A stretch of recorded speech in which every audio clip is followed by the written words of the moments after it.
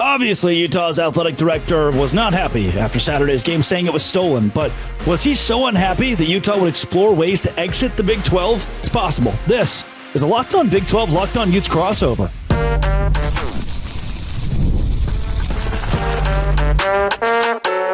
You are Locked On Big 12, your daily podcast on the Big 12 Conference. Part of the Locked On Podcast Network, your team every day. Happy Tuesday, everybody. Welcome into a crossover of Locked On Big 12 and Locked On Utes. I'm Drake Toll from America's #1 Big 12 podcast, Locked On Big 12. Thank you for making it your first listen every single day and for making Locked On Utes your first listen every day for those Ute fans out there. JT Wistersill.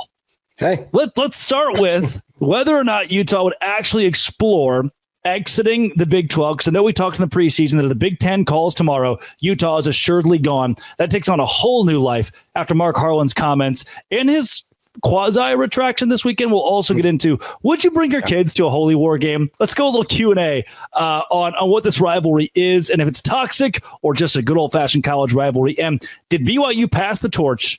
Or, well, was the torch passed to them for the best program in the Big 12 after this win? If you hit subscribe, we get to keep our jobs. JT, off the top, do you feel like Mark Harlan's comments were passionate, heat of the moment, I'm sorry, we actually do want to be in the Big 12? Or is this built-up angst for a program that felt like it was always a level up from this league? At least that's the nod that most fans give.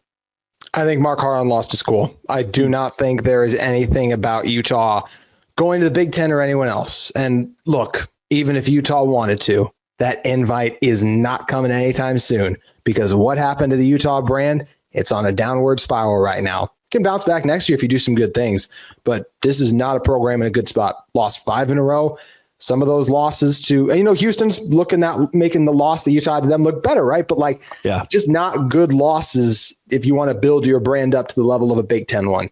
Utah, I still believe, I want to say this too. If super conferences come, and a lot of college coaches think we're heading for that, Utah will be in it. I think most Big 12 teams would be in a super conference if that would happen. Yep. But Utah's not going anywhere. Utah should be happy to be in the Big 12. And I still believe, and we'll talk about this. You talked about this on your show a little bit yesterday.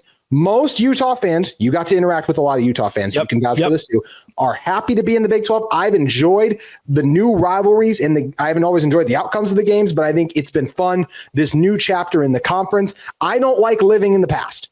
I feel bad for what happened to Oregon State and Washington State and what happened with the Pac-12, but that is behind us. We are moving forward in the Big 12 now, and I think it's been a really fun season in terms of these new rivalries. It has not been a fun season to root for this Utah team because it has gone so far awry, but Mark Harlan's comments were absolutely the case of very frustrating, just all the frustrations from that this team has had, that obviously the athletic department has, they're connected with the team that they also share.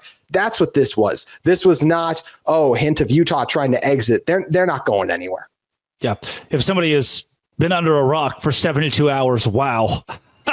Harlan said, I've been athletic director for 12 years. This game was absolutely stolen from us. We were happy to be in the Big 12, but after this, we are not. He then comes out later to say, not sorry, but does give a little reprieve from the entire situation, saying he was emotional, had just left the locker room, seeing the players were absolutely distraught over this loss against BYU, and then makes those comments at the podium. JT, there are two things I do want to get into here.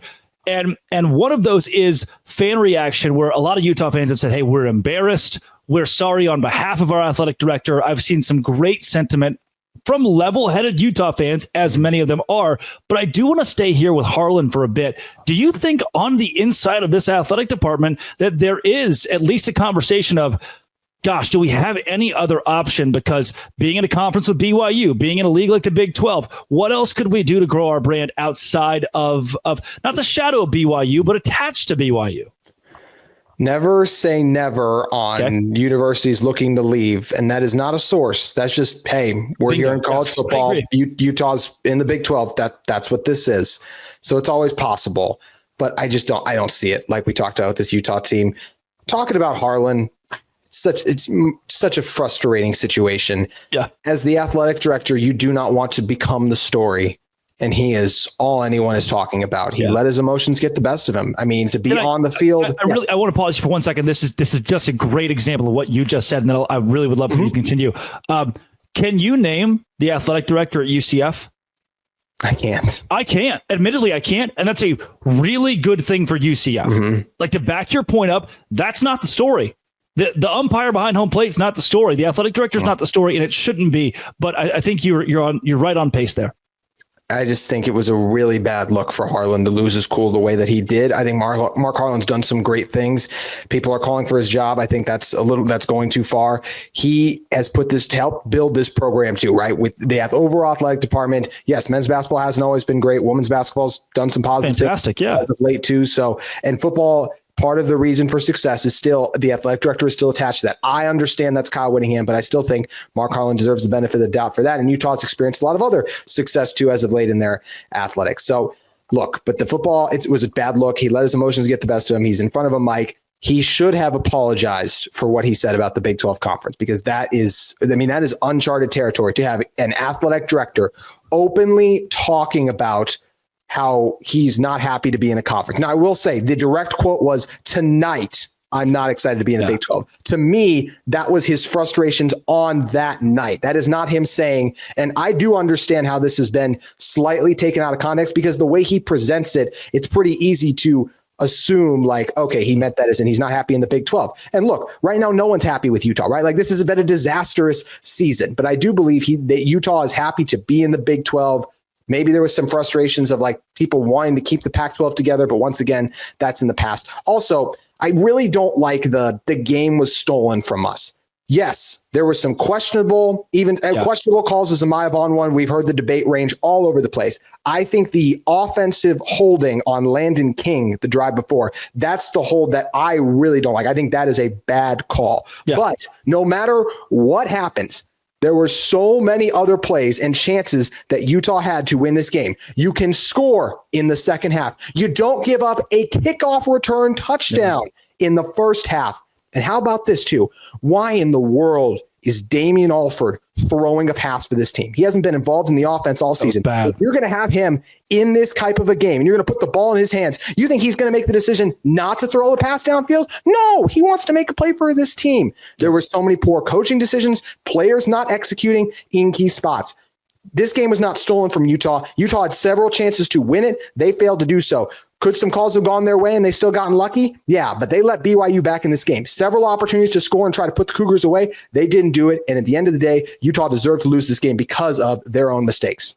Yeah, JT, I do want to I don't want to apologize necessarily to Utah fans, but I wanted to explain that for those of us who are Texas Tech fans, Oklahoma State fans, Big 12 fans in general, to have been a fan so long, to see this league 3 years ago go through hell and back to stay alive, and then get this rhetoric out of athletic, that was my first reaction, was just anger, like pure.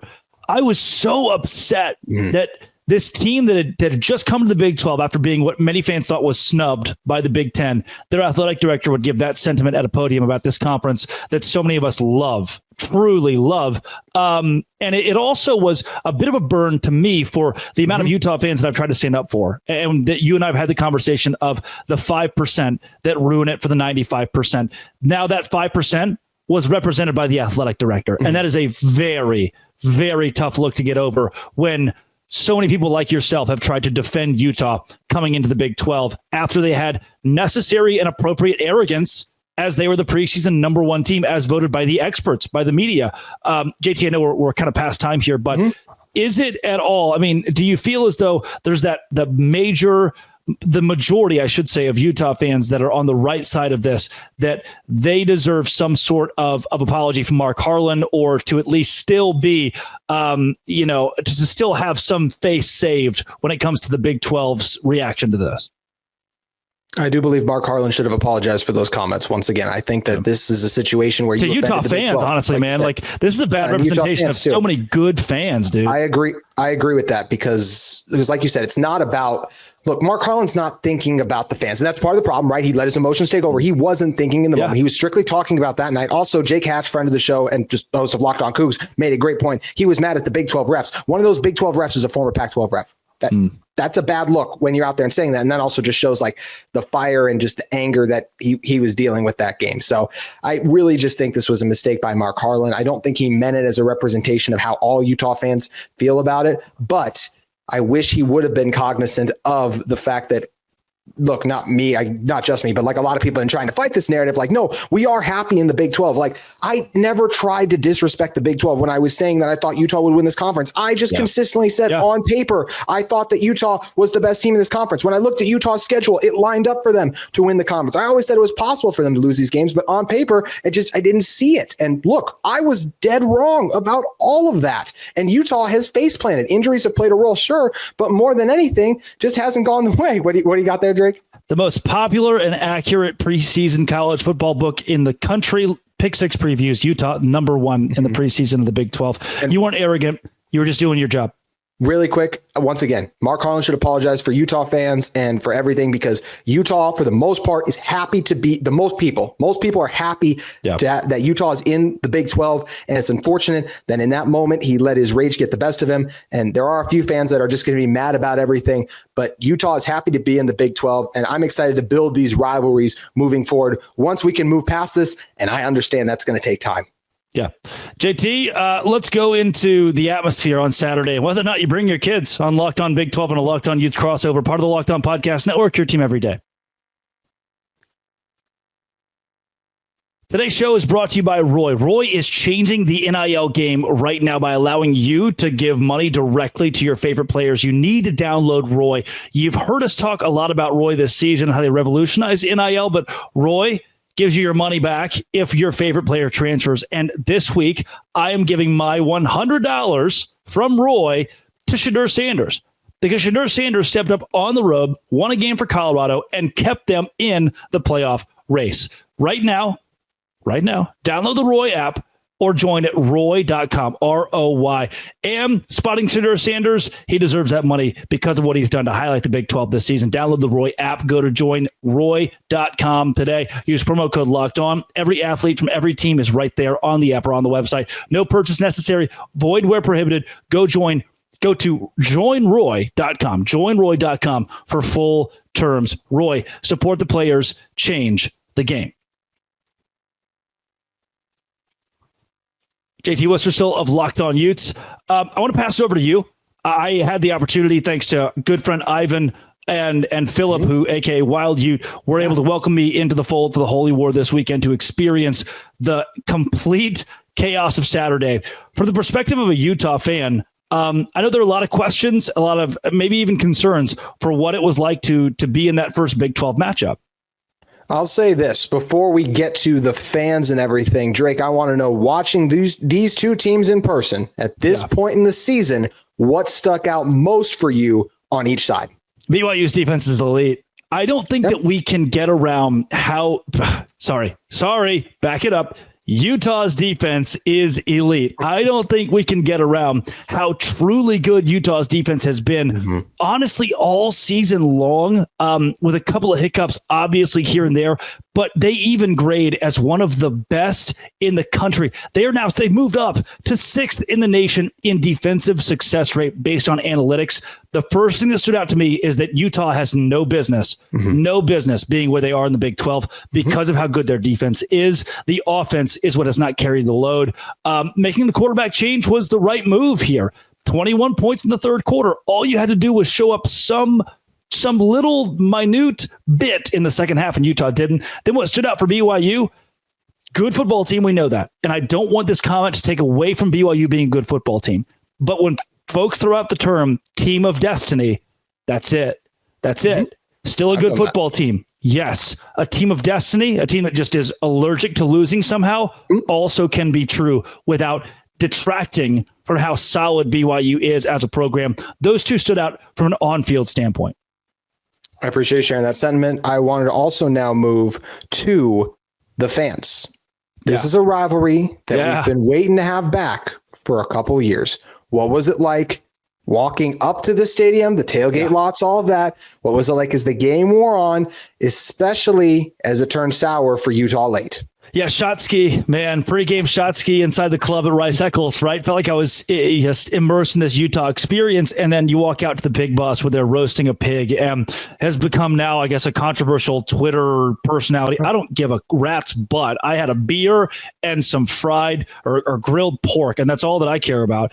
Awesome. I mean, the tailgating scene, the pre-game scene, and then you walk in, and energy is palpable. That stadium is compact. The concourse, especially, you get a wonderful, wonderful representation of what a rivalry is in college football. And one note that I want to give that doesn't involve the fans, but involves Utah's actual game day experience: stop during TV timeouts honoring the fan of the game or the donor of the game. You kill all momentum, all moment. Just do it. Just do it at halftime, do it pregame, and then play Mo Bamba for the full 3.5 minutes, or do something creative, right?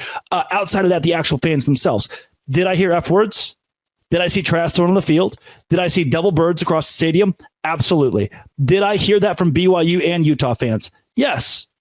What I heard was a rivalry game. Now, what makes it different is because of the undertones of the Church of Jesus Christ of Latter-day Saints, and a majority of the BYU fan base being religious, and still a strong portion of the Utah fan base sharing that same sentiment, you see two fan bases that are often very accommodating for opposition. I've been to a Utah game when they played SUU. SUU fans felt embraced. I've been to a BYU game when they played Baylor. Baylor fans felt embraced. In this scenario, it's like you threw all of that, all positive sentiment, all love, all general care for your fellow man out the window. Now, college rivalries are for that. Bama, LSU, you're going to get plenty of middle fingers, swear words, probably don't bring your kids. But they don't sell alcohol at Rice Eccles. And these are two fan bases that it's called the Holy War because of the religious undertones. But I would not have brought a kid under the age of 13 probably into that scenario, even when the game was at 21-10. It was pure hatred displayed for 3 hours that I do believe was turned off pregame and turned off postgame. But when it was turned on, it was chaos. And I don't know if that's an indictment on either fan base. It's just a nod to this being one of the great rivalries in college football. I don't want to praise you for being vulgar or praise you for taking things too far, but that's what college football rivalries do, especially the elite ones. Well, college football, I think this is where it's unfortunate. College football is supposed to be for the memory of the dad who went to the school taking his son to the game. Yeah, no doubt. True. And I understand we all get passionate. I understand we all get fired up, but there have been a couple horror stories that I've seen on X or other various platforms that do not leave me encouraged about the state of what happened during the game. And it's bad apples yet again. But I mean, come on, the trash on the field, guys. Like, what are we doing? We're not Texas. I don't want to be Texas. Context, JT. At the same time, I see so many, and there are videos of BYU fans throwing trash at officials as they walk off the field during a holy war in years past. But BYU players you cannot, especially with the culture of that program, the culture they put on, you cannot rush to the Utah end zone, to the north end zone where primarily Utah fans sit, and start giving them U's down or run over there and start taunting Utah fans. Go shake hands with the opposing team. For those Utah fans that were double birding those BYU players, they're stomping on your logo and rushing into your end zone. I don't mind some moxie from the fans there, because that is unacceptable from BYU. You still got to have the respect. Both sides. You are still, just because you're in a stadium doesn't mean the laws don't apply anymore. Doesn't mean you can't get in someone's face, because you can still get knocked out. I mean, we've seen what happens a lot. There's been certain celebrity interactions. Certain football players have been standing on business lately. Like, it's just, you can't act this way. It's just, that's where it's really frustrating to see, is people revert to those pre-college days, almost of even a maturity level, where you see that level of fighting and interaction. Once again, these games supposed to be heated. You can talk a little bit of trash, but there were lines crossed several occasions, and this rivalry is still supposed to be fun. It's heated, but it's fun too. And when it crosses that line, that's where it's just a bummer for everyone. So I think we touched on that topic well. One thing you touched on this barely, Drake, but if you really had to pinpoint a reason, how and why do the Cougars continue to find ways to win? I know you talk about team of destiny, but like, what is it late? Like, okay, we're going to, and yes, they got help with, like, I didn't like the penalty for calling Landon King, but they still shut Utah's offense out in the second half. The offense didn't do much. And even after they got the PI, whether it was a penalty or not, we've debated that ad nauseum at this point. Yeah. They still marched 50 plus yards to get in field goal range when they had to make the play yet again. Right. I do think, man, if you watch the holding back, probably a holding, should you call it? That becomes the question, right? Are you talking Zemayevan or Landon King? I think I'm talking Zemayevan's the DB at the one. I'm talking about Landon King, the tight end on the offense. So in that scenario, it's like, I think and it's both scenarios fall into this for me. Call the misdemeanors, not the felonies. That's what I've seen that kind of thrown around there. I like that. Like, don't take the game out of the hands of the kids. If you replay it by textbook, was it a foul? Maybe 60% chance, 70% chance, but was it a foul that should decide the game? That's not for me to decide. The officiating crew did decide that. And I don't know how many plays do we do exactly that? Where we go back and which is tough. I know. Offensive line, especially, like, there's holding almost every play, right? Yep. And so and I go back to the Oklahoma State game where BYU should have lost. I go back, there's so many times this year. It's like, okay, this is it. BYU found a way to somehow lose. How does this affect the Big 12? Like, that's how I'm titling my show. And then they go win. JT, if I knew the answer to that question, I would play the lottery and I would win millions and millions of dollars. Would you give me some? I would give you $55,000. Let's move into BYU, Utah, because I've started to become so much. I'm getting back in my holy war zone right now. I'm just like, I've gone back to Saturday. I'm in the stands. Let's go to BYU and Utah and talk kind of the future. So we talked past so much this week and whether or not BYU has passed Utah as the cream of the crop in the Big 12 on Locked On Big 12 and a Locked On Utes crossover edition, part of the Locked On Podcast Network, your team every day. Today's show is brought to you by, oh yeah, that's right, FanDuel. Shocking, I know. FanDuel is America's #1 sports book. And it's where you, Utah fans, it's where you went on Saturday and said, Utah is a 3.5-point underdog. I'm going Utah +3. And it hit.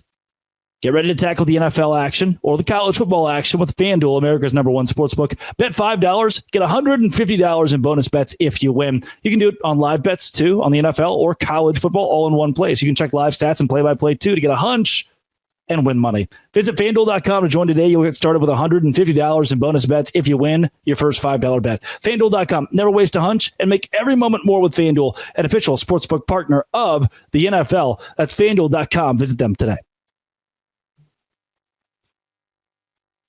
JT Wisterstill of Locked On Utes. Man, here is what, because we talked so much again about the past this week.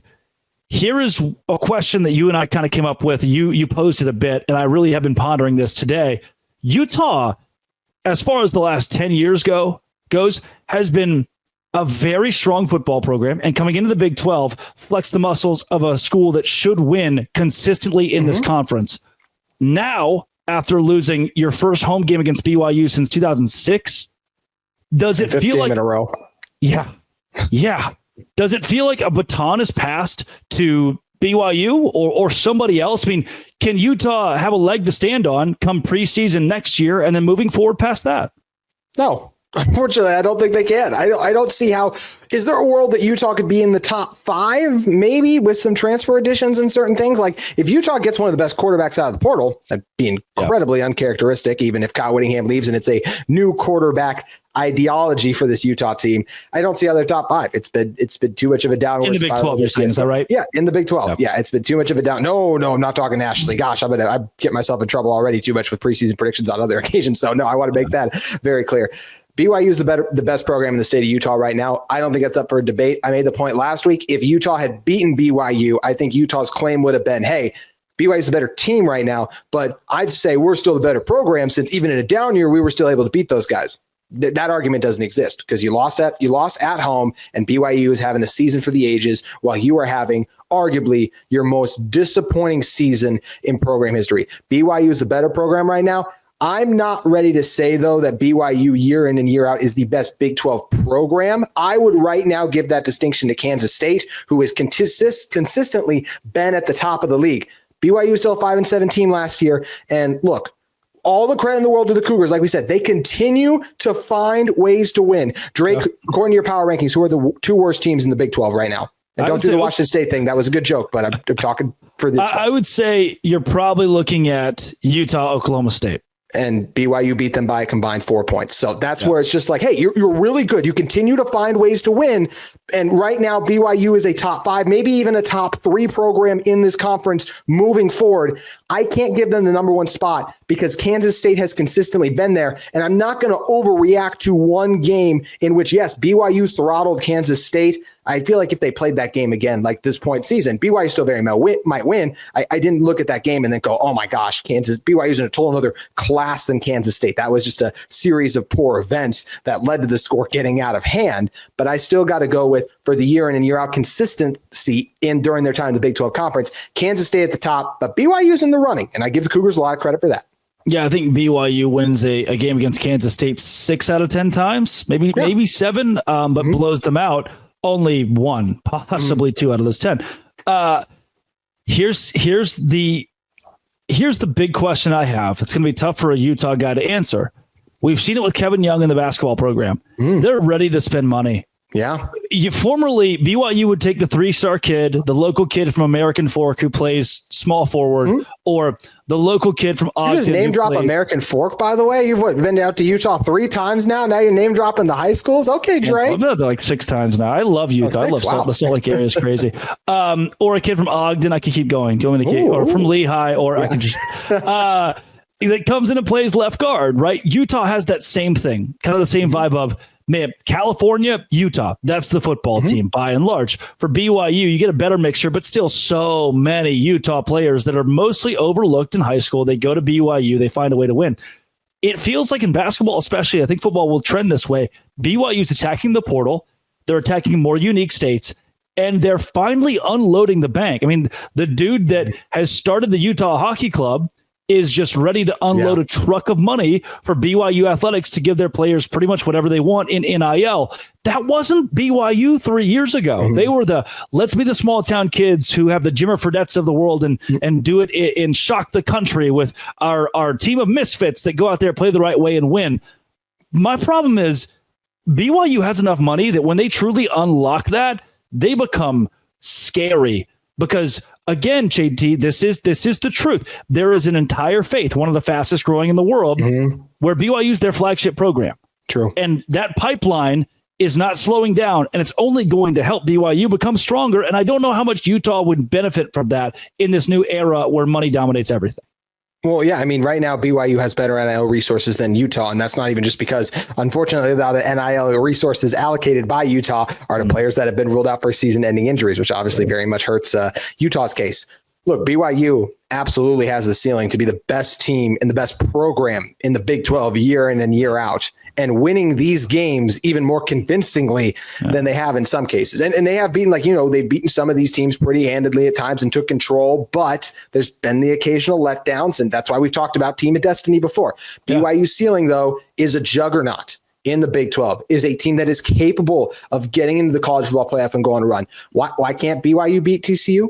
Beat TCU, from 2022. Make it to the national championship game one of these years. Maybe it's even this year like TCU did, right? So, BYU is set up for success with the NIL funds.